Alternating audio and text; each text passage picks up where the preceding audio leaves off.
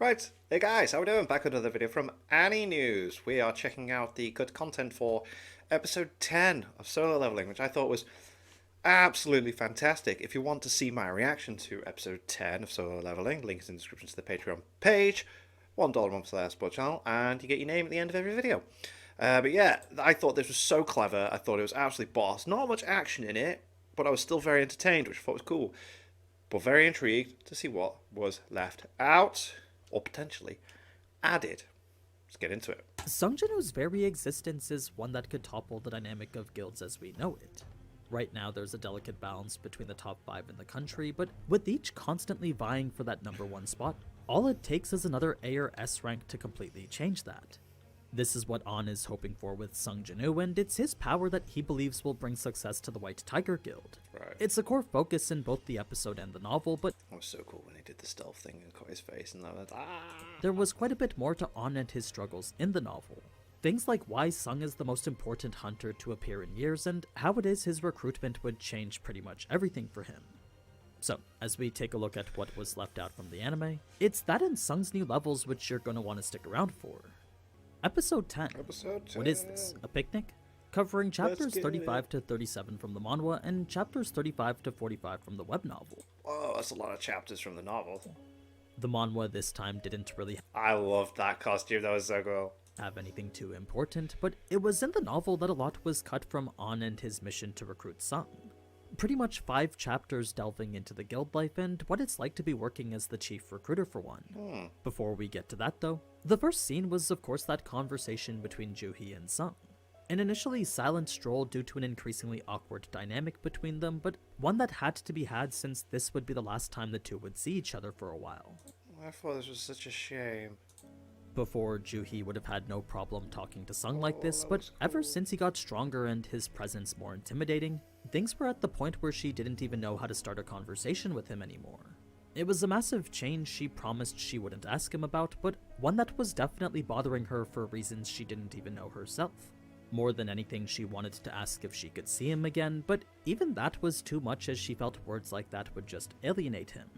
So, with her only regret being that she wouldn't be able to see Sung as often, Juhi would declare her retirement and leave things at that. A somber end to a relationship I wish we could have gotten to see more of. It was once Sung had gotten home from that a package would be waiting for him from the association. It was a replacement phone for the one he'd lost during the Double Dungeon incident. Ah, okay. This isn't really all that important, but it does tie up a loose end in the form of her. The thirsty nurse who had asked for Sung's number a few episodes back. It turns out she'd been texting him quite a lot, and while it wasn't at the point where her messages were particularly annoying, Sung felt that if he did reply they would probably get to that.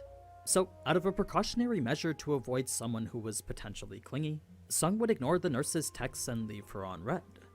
Now, the following day Sung would start his 19 raids with Jin-Ho, and when he heard Jin-Ho would be picking him up and driving him there, what he expected was a fancy car only someone like him could afford.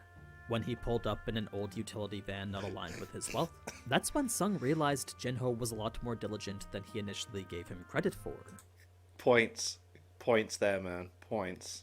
You'd be a heck of a lot more noticeable if you're driving around in something that's fancy. Yeah. Reason being that a van like this was a lot more inconspicuous than whatever luxury sports car he usually drives. So if their goal was to do these gates in the most discreet way possible, then this van was a huge step towards maintaining that. It was a brand new purchase he had made specifically for this. Fast forward to when we meet the hunters forming their party, and while they had no problem sitting outside for a sum of what was essentially $2,000, they did feel bad knowing they may have just assisted in someone else's suicide. No one wanted to know a fellow hunter was gonna die in the gate in front of them, but that was the situation they were facing when they searched up who Sung and Jin-Ho were. They also felt a bit of regret knowing they wouldn't be paid for the other 18 raids they were promised. We saw their reaction when Sung and Jin-Ho proved otherwise, so the rest of day 1 continued with zero hassle whatsoever. Cool. It was by the end that Sung had gained 2 new skills, and his dash had leveled up, making its enhancement 10% more effective. As for Yeah, you mentioned the dash getting leveled up in the anime. what it is these 2 new skills did, advanced dagger technique made him stronger when fighting with a dagger. It was a reward for his ever-increasing proficiency with it, and as such provided 33% increased damage whenever he was using one. Yeah, that's such a freaking increase. This also came with the brand new active skill critical attack, and this simply made it easier for Sung to target his opponent's vitals. It provided the most optimum way to attack with his daggers, and as such would guide him to the weak spot most lethal to them, after which additional damage would be applied if the weak spot was hit. That may sound standard given our own perception of critical attacks in video games, but for Sung this was a lot bigger than any of us may have considered. What I mean is that, for him who'd just been mindlessly slashing in hopes of landing a hit, a clear path to maximum damage was literally game-changing. Before, he'd only ever achieved it a couple of times, but it's when he did that he knew the fight was over. Like, with Kang in this dungeon or the monsters here, Sung knew the moment his dagger made impact the fight was finished. Done, yeah. There was this satisfying feeling which made him certain of it. So, to be able to achieve that feeling with every attack, well, that was kind of like finding water in the desert. Yo. It had turned Sung into a monster-killing machine, a buff to his efficiency that made leveling up significantly faster. Day 2 was where all that became evident, since every monster was effectively being one-shot now. Sung would activate his critical attack skill, then his next attack would obliterate whatever enemy he was targeting. So cool. Unfortunately, that came with the expense of depleting his mana, but luckily he could just refill it with shop-bought mana potions. Yeah, again, he did that in the anime, but it's nice to have the actual explanation of what he's using. Yeah. An infinite supply that essentially funded itself. Naturally, this made Jinho curious, so out of all the things that he could have asked a question about, it was this strange blue liquid that made him finally say something. This led Sung to test what he could and couldn't do with them, and that in turn led to a discovery towards even faster dungeon clearing. So, first Sung wanted to know what cannot be traded meant, and that simply indicated that the item would disappear if placed into someone else's hands. Oh, okay. It would remain so long as it was in his own possession, That's cool. but the moment it left, the item would vanish. That's not to say it couldn't be used on others, though. I was about to say, if he holds it and pours it into... right, yeah. Since when testing if he could just pour the potion into Jinho's mouth himself, he found the potion remained and even applied its effects to the person ingesting it. It was a revelation that would save the two of them hours. Before, Jinho had been working beyond the point of exhaustion, but now that potions removed that fatigue completely, he found he didn't even have to stop to eat anymore. That's so cool. The two could work non-stop without feeling even a bit of tiredness, thus allowing him to keep up with the rapid rate Sung was killing monsters at. This makes more sense. This wasn't something Sung had done out of kindness for Jinho, though, but was rather a necessary cost in which the return was calculated to provide more value. If it didn't, then there was no way Sung would have used his potions on Jinho like this. It was solely because the productivity was worth more than the value of the potion that Sung could afford to give them away like this. Of course, to Jinho this was yet another gesture befitting the benevolent Sung Jinwoo, so to him it carried quite a bit of meaning. So much so that it would actually bring a tear to his eyes. This brings us now to day 3 of raiding, and after 7 raids the two had accumulated over 600 million won together. Granted, God, Jinho like did pay over $1 billion for them, but the returns from each were going straight to Sung. Never once did Jinho think the two of them would split the money, since to him every bit of it was earned by Sung alone. It was a display of respect that reflected Jinho's ever-changing demeanor towards him. Now, it was around the same time that Jinho was buying all these gates that the White Tiger Guild would be going through a crisis because of it. You see, with no C-rank gates available to purchase, the guild's rookies could no longer be developed since that's what they used to train them. It was a phenomenon the guild had never been exposed to since the men responsible for securing them were extremely competent. As the chief and deputy of the White Tiger's 2nd Management Division, it was only natural they be incredibly skilled at what they do. I mean, they did after all represent one of the top 5 guilds in South Korea. So, as the two in charge of the division responsible for recruiting new hunters and training them, the fact they had nothing to train their rookies with was an exceptional blunder the guildmaster was sure to scold them for. It was a crisis that required fixing immediately. As for how it even happened, well, let's just say Jinho flexed a bit too hard on them. I know in the anime they said he had bid 150 million, but in the novel and manhwa it was actually 250 million. He had bid 25% more than the max return one could possibly expect from a C-rank gate. Initially his bid was only 70 million, but when the White Tiger Guild countered with their max bid of 100 million, Jinho just said screw it and edged out everyone with 250 million. It was an absurd sum one could only think that a crazy person would pay for. Their first thought was that it was another guild trying to hinder their development, but when they considered the all-out war such a move would trigger, There was no way anyone else was stupid enough to try and do that, especially not to a guild as strong as the White Tiger Guild. That's when An's assistant would mention it was Sung and Jinho, and this would lead to the realization that Sung had reawakened. The anime skipped a few dots while An was connecting them, but the gist was a combination of factors which made it so incredibly obvious. The first was the 3 incidents which Sung miraculously survived. The second, the fact Jinho's father was actively recruiting S-rank hunters. Then the third, the blazing speed in which the two of them were clearing out gates now. Even if he set aside the sheer impossibility of Kang losing to a one-armed mage-type hunter, those other 2 clues were more than enough to indicate Sung was something special. If anything, it painted the picture that Jinho's father was testing him, an assumption that made An think he still had time to recruit Sung himself. By knowing just how particular Jinho's father was when it came to his public image, there was no doubt in An's mind that that's exactly what was happening here. He felt he had just come across the ultimate discovery, the perfect opportunity in which a reawakened hunter was prime for poaching. Even if Sung didn't rank high on the retest, just his advertising power alone would provide value which couldn't be bought with money. Such was the influence of those who reawakened like this. So, for now, An knew he still had time since Sung's retest hadn't yet happened, but the moment it did was when the competition would become intense. Thus the reason he wanted to get ahead now. In fact, it was so important that he felt the need to go out into the field himself, something he hadn't done in the 2 years since becoming chief. It was this type of initiative which landed on the position he was in, and that was all thanks to his incredible instincts.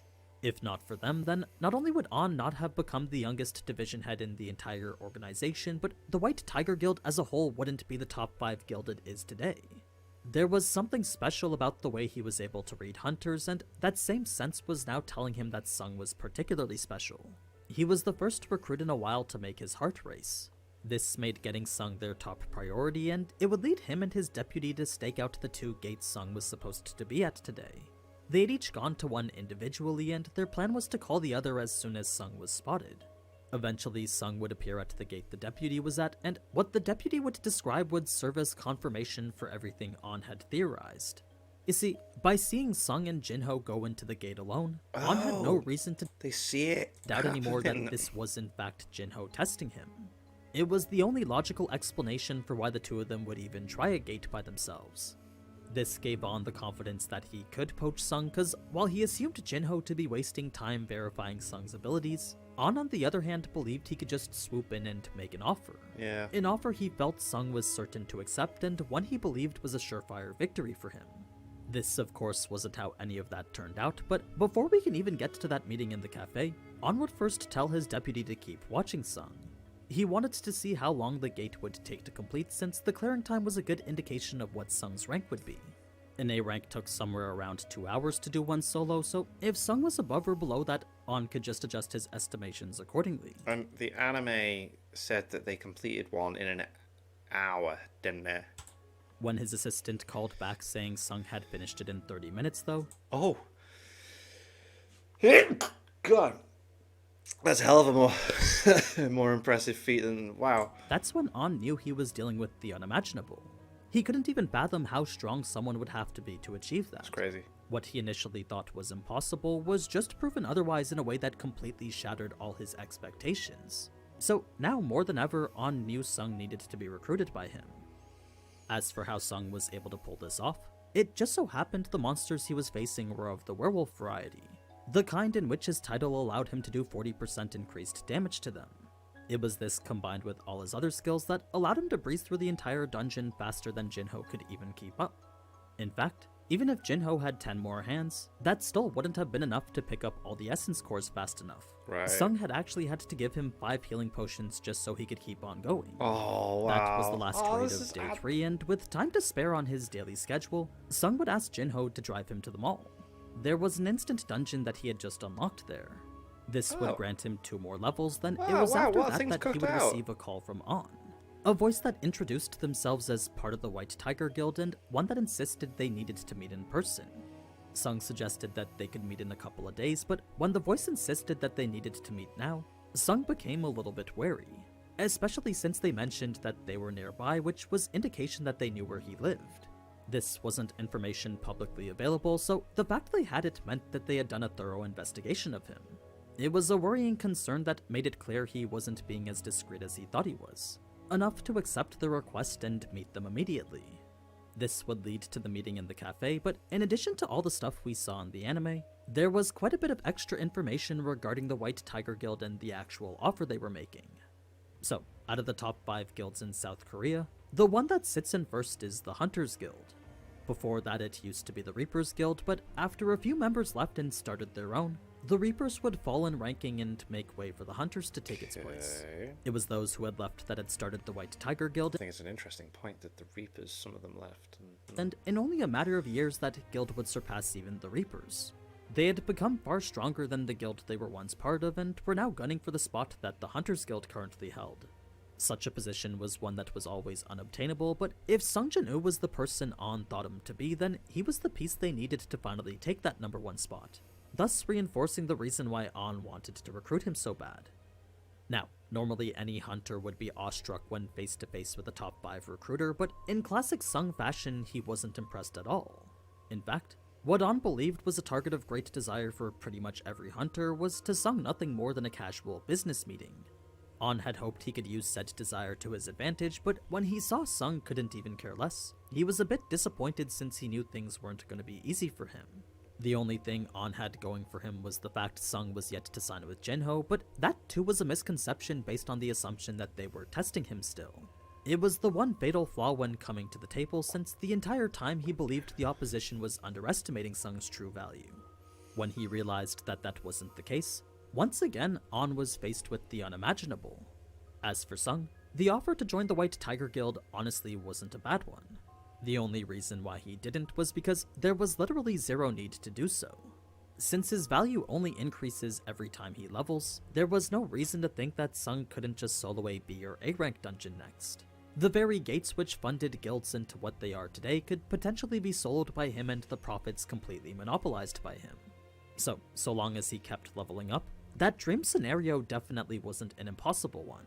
It was a thought that reaffirmed joining a guild simply wasn't necessary.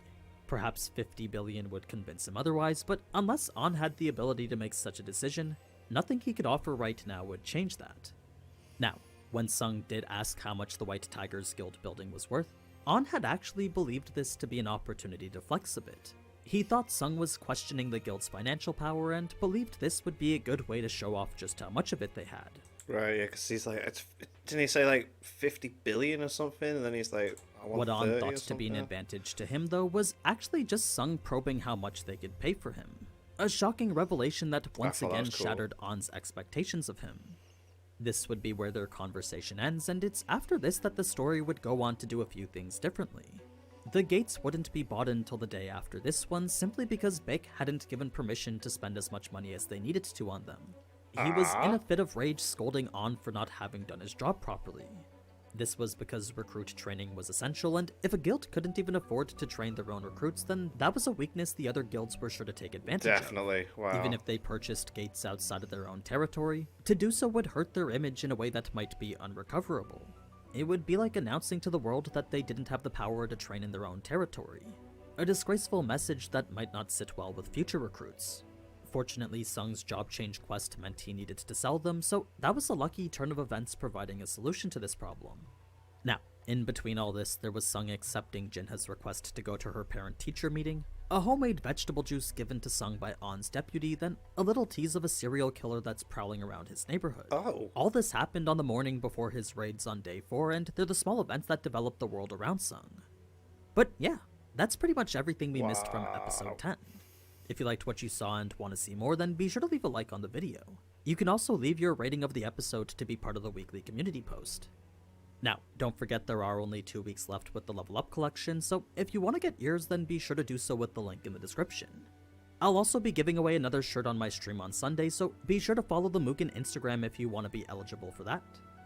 But anyway, as always, thank you so much for watching, and if you enjoyed this type of anime content, then you already know what to do. So, until next time. Ciao. Fair enough. That's so cool. It's nice seeing. Again, I say this every time. I love seeing the differences and stuff. Very, very interesting. Some obvious bits that I suppose you don't really need to put it into the anime. If you're trying to cram everything into episode, you don't need to have, oh wow, it's so cool that you got a van and stuff like that. It's just, just let it be a thing. Yeah, I'm loving the solo leveling episodes, the anime. It's great. It's class. And thank you to my patrons. If you want to have your name at the end of every video and want to be able to watch patron-only reactions such as solo leveling and the original Dragon Ball series, link is in the description to the Patreon page. $1 a month is the last, but helps support channels. Really appreciate it. Thank you for that. Thank you all for watching. What do you guys think of that? What do you guys think of this? Click like, subscribe if you haven't already. Leave comments down below. Let me know what I should watch or discuss in future videos. I'll see you guys next time.